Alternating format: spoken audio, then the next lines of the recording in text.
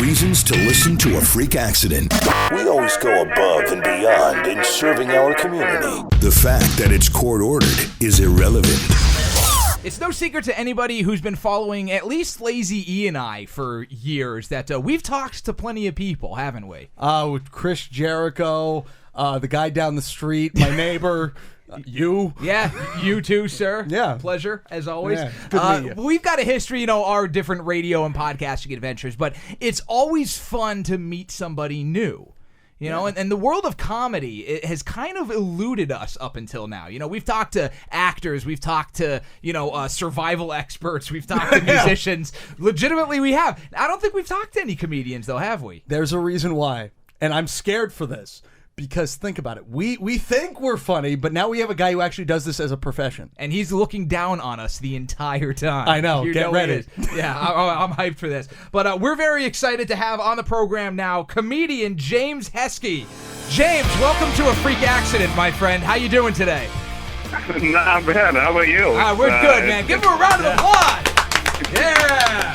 Going around. So now you feel like you're at home a little bit because you got some applause, leading you into your interview here. Yeah, no, this is good. Actually, I mostly wanted to talk about my survivalist skills, so I think I'll fit in right with your perfect. Other guests. There we go. Perfect. Just, right on. all my survival skills are just what to do when you feel sad and alone in your own apartment, but I can get you through those times.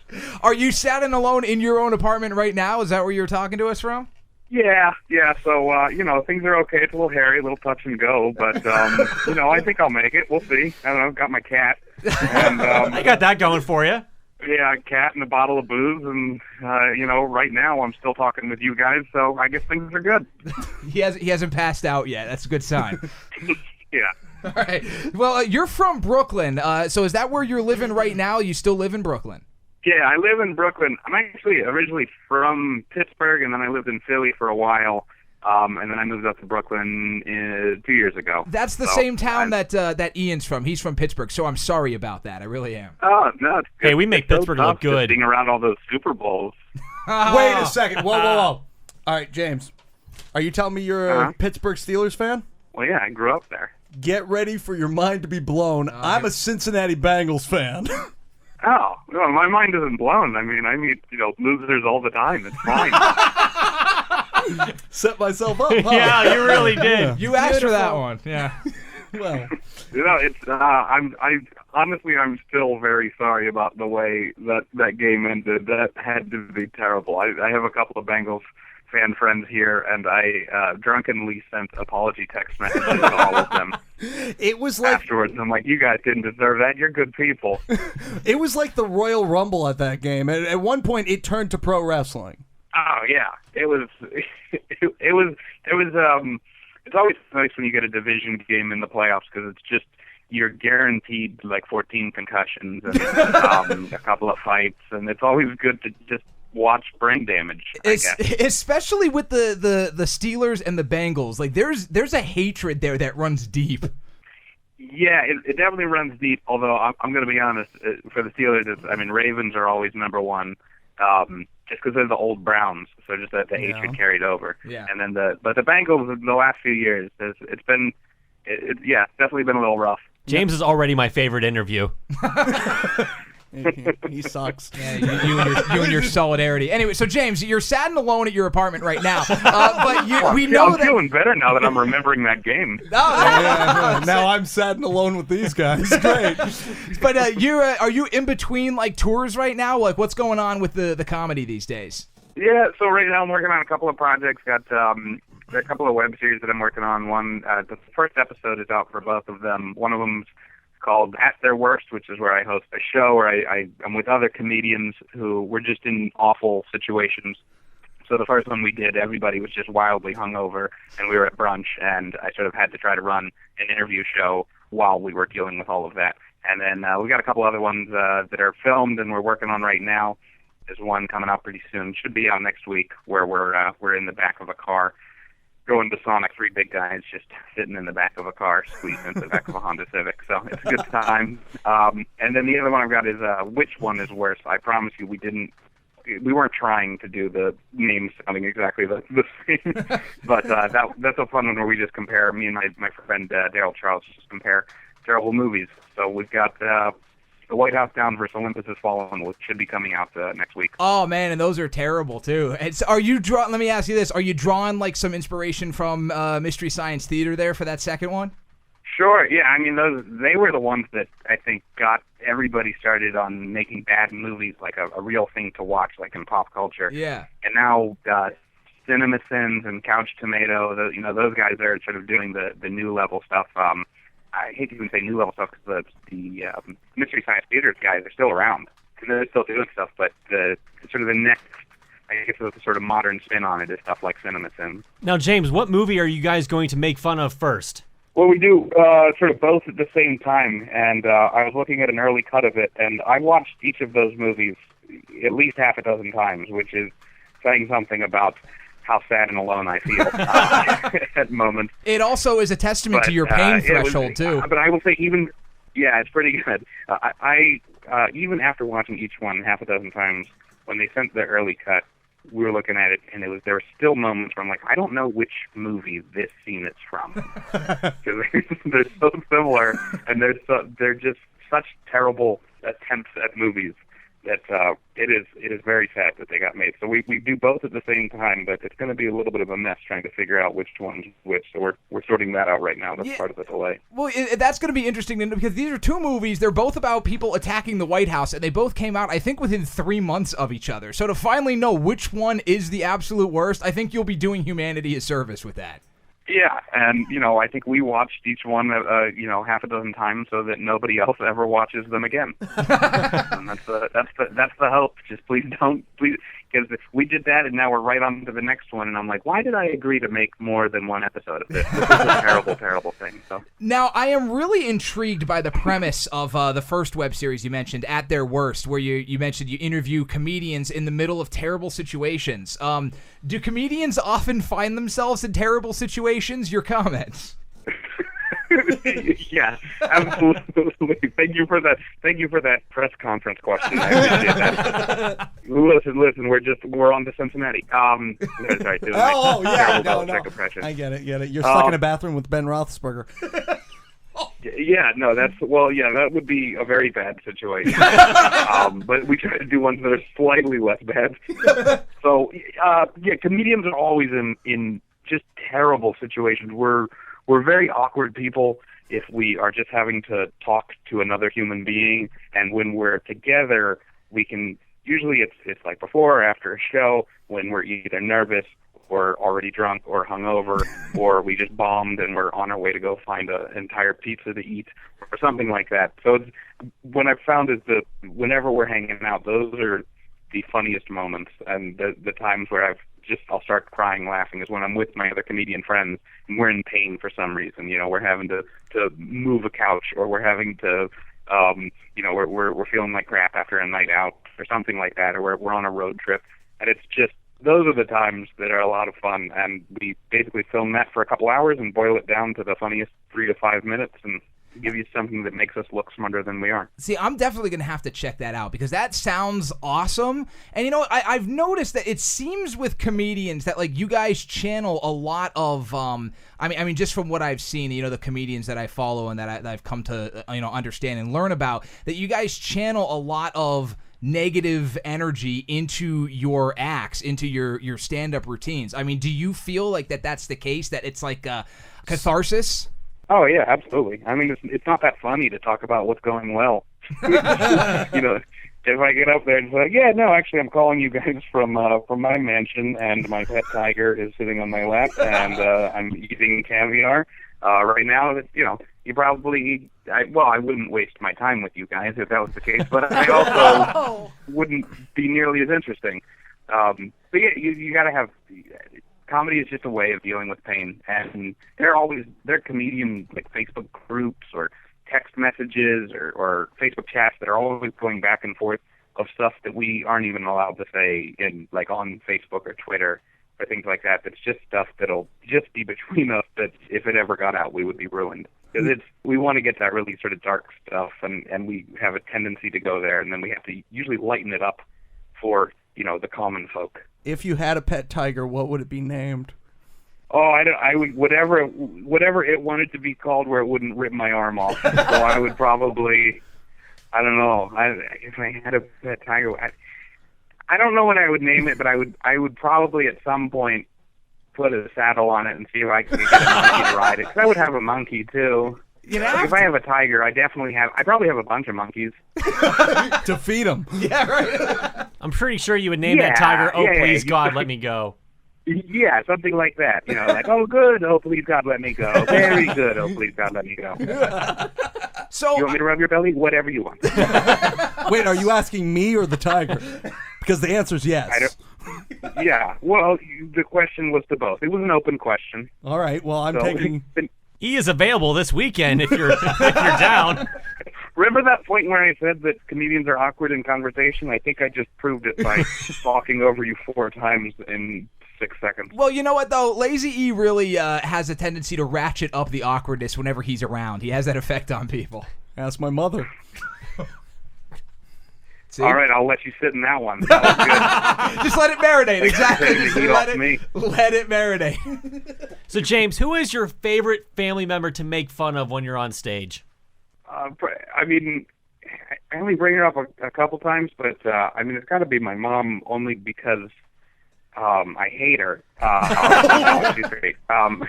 Mickey, you've got solidarity with him on that one. There you go. I do, unfortunately. You hate my mom too? She's been talking about it ever since What we did got she you. do? Well, look, if she gave you up, if she's the one that she gave up, then you're lucky. Never mind. I got where you were going. No, only because she and I really get along really well, and we have the same kind of personality. So we get along really well until we all of a sudden don't, and we hate each other for like an hour, and then we're back to getting along really well. But in that hour, it's like I just think of all the things, because all the things I hate about her are basically the things I hate about me. And I'm like, oh, I already know how to write for that. And I can just write a joke, and it's almost an extension of the things I hate about myself. And you know, she's fun to exaggerate. And since she is she's a really good person, really good mom, it's almost easier to make fun of because I know anything I do about her is going to be an exaggeration or at least understandable, like where people are going to say, oh yeah, a good person can still do that and it will be funny. Now, with comedy the way it is today, I mean, I know a lot of comedians have kind of been weighing in on the pressures of society and culture on the comedy world, especially these days. And even you've got like some higher profile acts like Amy Schumer, you know, where it's like, you know, oh, everything's funny, everything's free reign, you know, anything goes. Until you say something I don't like, you know, then immediately it comes into, well, you know, you can't say that then, you know? So, I mean, do you think, I mean, being a comedian, being a guy that's like, you know, you're an up-and-coming comedian, do you feel like pressure? Do you feel that? Do you think it's affecting comedy, or do you think comedy's kind of pushing back, or that you guys are safe where you are? Well, most of the comedians who complain, not the big names, right? The comedians sort of at my level or sort of around that level, the ones that complain about things being too PC are people who think it's funny to just go up and say the most shocking thing you can say, and without writing the creative joke. Right. So I think you should be able to talk about anything. I think, you know, George Carlin was sort of the guy that I always looked up to as far as the person that got me into comedy and the sort of a lot of philosophies I agree with. I like sort of his voice and where he's coming from. And for him, I think the big thing is that the joke has to be good, and that's for most of them, is that the joke has to be good. If it's a terrible joke and, you know, it's about race or, you know, inequality or, you know, whatever the taboo subject is, because the people don't want to talk about it, if the joke is bad, then it's really going to stand out as a bad joke and you're going to upset people. If you tell a bad joke and it's not offensive, then people just go, oh, it was a bad joke, that guy sucks. But if it's a bad joke and it was offensive, then people are like, oh, that was a bad joke and he's a terrible human being and we need to write blogs about him. So I usually don't get into too much stuff that I think would be, you know, on the line. But I think anything you want to talk about, you can. The joke has to be there. And sure, you have to risk, there'll be a few people who will be upset, but if it's a good joke, the people who are happy with it will far outweigh the people who are upset. So do you feel like you have to read your audience a lot when you get up on stage? I mean, certainly you need to be able to read an audience. but I think that there is a fine line between you got to read the audience and you got to also do your thing. So you should be able to sort of switch gears a little bit and figure out how to make it work. But comedy is just as subjective as music. So, this gets used a lot when comedians talk about comedy, but they say that, nobody would show up to a club for music night. They would want way more information. Like, what am I dealing with here? Country, rock, hip hop, what's, jazz. The comedy, it'll just say comedy night and people will show up. And you never know what you're going to get there. So you have to be able to read your audience a little bit, but sometimes if the show is just run terribly and you just get a mismatch between the crowd and the comedian, there's only so much that can be done, and the comedian has to, should try to meet the audience in the middle, but they got to stick to their guns a little bit and not just, you can't play to everybody. It doesn't work. All right, James Hesky, you've done the interview with us. I need to know now that you could get the litmus test here, what is the worst interview you've ever done? Please don't say us. Please don't say us. Please don't say us. Please don't say us. Oh, are we considering this one over? Well, are you? I don't know. Is this still? Because we really need to figure out whether we're talking. Is this current tense or past tense? Well, we're talking from now, this point, back. No, this has been a very fun one. I've certainly done other people's podcasts where they have zero idea of what to talk about or what to do, and I will sit there and go, oh, I just have to talk for 45 minutes. This is going to be terrible, and nobody needs that. So there have been a couple of those. This isn't bad, but this is just a weird thing. I've done some radio a couple of times, and I've gone in. And when you go to do radio, you get there and you know what you're going to talk about. The host usually has some bullet points to get you, between your material. You get there 15, 20 minutes beforehand. You walk into the studio, shake hands. This will be great. And then you do the segment, which will be like 5 to 7 minutes. And then like 2 minutes later, you're just in the parking lot. You're like, what was that? That was really weird. Like, I was just on the radio, and now it's just over. It just feels like you just got shipped out, because they got to just plow through the next 8 segments, so that they can get to some ads. Well, admittedly, James, Lazy E and Ian and I are all radio guys ourselves. And you talk about comedians being awkward people. We sit in padded rooms and talk to ourselves all day, so we can be pretty awkward too. Trust me. Oh yeah. That's so yeah. You guys know where I'm coming from. Absolutely, we understand you. The SPCA won't even let you guys get cats to be alone with in your apartment. That's true. Anyway, James, man, I wanted to say thank you so much for coming on our show and talking to us. I mean, where do you have any tour dates lined up, like in the near future, like around? I've just got some one-nighters that are around because we're working on these projects right now.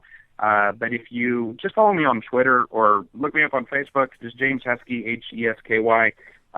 James Hesky, you can find me on Facebook or Twitter, and you'll be able to see. I'll post any sort of major shows that I'm doing. Anytime you come near our area, because our area can be kind of hot and cold with comedy, but when it's hot, it's hot. So if you end up in our area, we're definitely going to have to meet up and hang out. That'd be great. And if you're up in New York, lose my number. So we're not going to hang out. I'm busy that day. Whatever day you guys are coming. I'm just going to drunk text you. Yeah, do it. No, this is a lot of fun. I really appreciate it, guys. Hey, James, thank you so much for joining A Freak Accident today, man. Thanks, James. Ladies and gentlemen, Thanks, guys. James Hesky. We'll see you on the road. Oh, by the way, I did want to, before we let you go, where can we see your web series at? That was the other thing. Oh, it'll be on YouTube and on Facebook. So that's another good reason. You'll see it first if you friend me on Facebook. So send me a friend request on Facebook. I approve pretty much anything that doesn't look like a spam bot, and I approve some of those. So just send me. You see it first on Facebook, and after that it'll be on YouTube, and I'll be posting it the links on Twitter. And I'm glad we got to prove we're awkward too with that awkward ending. There you go. James Awesome. Hesky! Yeah. Well, I'll just stay on the line until you remember all the other things that you have to have. Thanks, man. Hey, thanks Can for I joining. redo my answer about worst interview? Go right ahead. I'll just say the last 2 minutes of this one. Yeah. Fair enough. Yeah. We'll always disappoint you. That's what we're about. James, thanks so much for being here, man. Have a good one. Thanks, guys. I had a lot of fun. check out our podcast archive where you can hear every episode we've ever recorded, including all the old ones. Or if you're an Alzheimer's patient, all the new ones. You remember, right? Yes. Podcast.afreakaccident.com.